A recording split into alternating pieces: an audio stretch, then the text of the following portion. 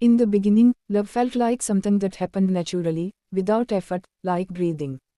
Ayan used to wake up before the alarm just to watch Sara sleep. The room would still be quiet, the city outside barely alive, and he would lie there, tracing invisible lines on the ceiling, listening to the soft rhythm of her breath. Sometimes she would smile in her sleep, and he would wonder what dream could possibly make her that peaceful. In those moments, he felt certain, this was it. This was the life he had unknowingly been waiting for. Sara loved mornings. She loved how sunlight slipped through the curtains and rested gently on the walls. She loved how Ayan made coffee too strong and forgot to add sugar. She loved how he listened when she talked about small things, an old song she rediscovered, a stranger she saw crying on the bus, a future she imagined but hadn't yet learned how to explain. With him, she felt seen, even in silence.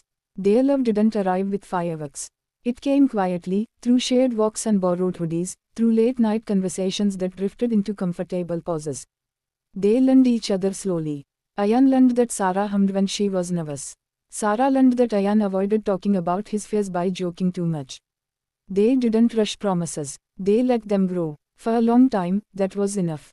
They moved into a small apartment that smelled like fresh paint and unfinished dreams. Money was tight, but hope was rich. They ate dinner on the floor, backs against the wall, laughing at how temporary everything felt. One day, Ayan said once, "We'll laugh about this place." Sara smiled and replied, "I already love it. It has US. Love, back then, was in the details." Ayan fixing a loose switch even after a long day. Sara leaving handwritten notes in his bag. They didn't say, "I love you," all the time, but they lived it. Slowly, almost invisibly, life began to press in. Ayan's job grew heavier. The hours longer. The expectations louder. He started coming home tired in a way that sleep didn't fix. Sara noticed first in the way his laughter softened, then in the way his eyes wandered when she spoke. She told herself it was just stress. Everyone goes through phases. She adjusted. She spoke less about her worries. She waited until weekends to share her dreams. She learned how to love him quietly, patiently, believing love was sometimes about holding on without asking too much. But something inside Ayan was changing. He still cared for Sara. He respected her. He admired her kindness, her strength. Yet the warmth he once felt had turned into something dull and distant. Not anger, not resentment, just absence. He didn't understand when it happened. There was no moment he could point to and say, "This is when love left." It simply stopped knocking. He stopped reaching for her hand without thinking. He stopped noticing the way she smiled when she saw him. He began to enjoy silence a little too much, especially when she wasn't there. And that scared him, but not enough to confront it. Sara felt it before she could explain it. She felt it in unanswered texts, in conversations that ended too quickly, in nights when he turned away before she could rest her head on his chest. She searched herself for faults. Am I boring now? Did I change too much? Did I love too deeply? She tried harder, cooked his favorite meals, planned small surprises, spoke with more care, more softness, as if love might break if touched wrongly. And Ayan noticed. He noticed how much she was trying. That made him feel worse. Because he wasn't cheating, he wasn't lying, he wasn't in love with someone else.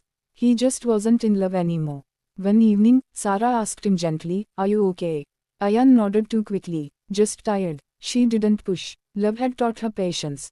But patience has a limit, even when it's quiet. Weeks passed like that. Months. Their home became peaceful in the saddest way. No arguments, no shouting, just two people living beside each other, not with each other. The absence of conflict felt heavier than any fight ever could. One night, Sara sat beside him on the couch, the TV playing something neither of them was watching. She gathered courage from the silence itself. "Do you still feel the same about us?" she asked. Ayan didn't answer immediately. He stared at the screen, then at the floor, then finally at her. In his eyes, there was honesty, but no warmth. "I don't know," he said softly. And that was the most painful truth he could give. Sarah's heart didn't break loudly. It sank, slowly, like something precious slipping beneath water. He didn't cheat. He didn't hurt her with lies. He hurt her by no longer choosing her. They talked that night for hours.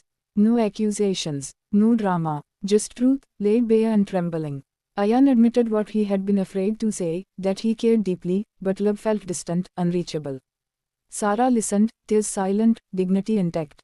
In the end, there was nothing left to argue about. When Sara packed her things, Ayan helped. He folded her clothes carefully, as if respect could make up for lost love. At the door, she paused, looked at him once more, not with anger, not with blame, but with a sadness so pure it felt holy. I hope you find what you're looking for, she said. Ayan nodded, but deep down, he knew, what he lost was something many people never get to experience at all. Years later, Ayan would sometimes wake up early and stare at the ceiling, remembering the sound of her breathing. He would wonder when exactly love left, and why he didn't fight harder to keep it. Because some losses don't come from betrayal. They come from silence, from forgetting to choose love every single day. And Sarah, she learned that love should not feel like waiting alone. She carried her pain quietly, turned it into strength, and walked forward, knowing that loving deeply was never her mistake. Some stories end without villains. Just two hearts that once beat together, and slowly learned how to beat.